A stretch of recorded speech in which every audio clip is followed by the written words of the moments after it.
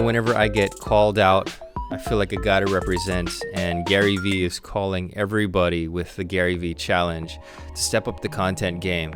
And one of the ways we've been trying to do that over the past couple of years is an audio podcast that we've kind of recently rebranded as the B-Rad Podcast. But recently we decided to take it into the video space and create a whole YouTube series just for the podcast. But because we're doing that, I wanted to make an intentional decision to change up the microphones. Now, I love these Audix mics. They're condenser mics. They sound really good, and they're actually made for voices. But the thing is, you gotta have this ugly pop filter in front of your face.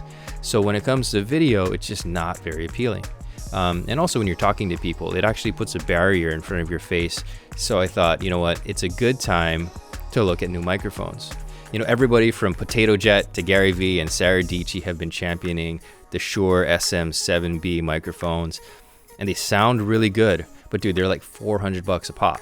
So if you're doing like a 3-person interview, a 4-person interview, you're talking about, $1,200, $1,600 just to get the microphones set up for everybody in your podcast. And I thought, let's look around for a different option. And of course, I got to reach out to my guys at Rode because that's the audio gear that we use for production. And it just so happens that they have a mic called the Rode Pod Mic. I did some searches on YouTube. I checked out this guy's comparison between the Podcaster and the Rode mic, and this SM7B and the Rode mic. And you know what? They sound pretty similar. What was going to cost me $1,600 now costs me $400. And I think that's a pretty good deal. So we're going to switch up these mics.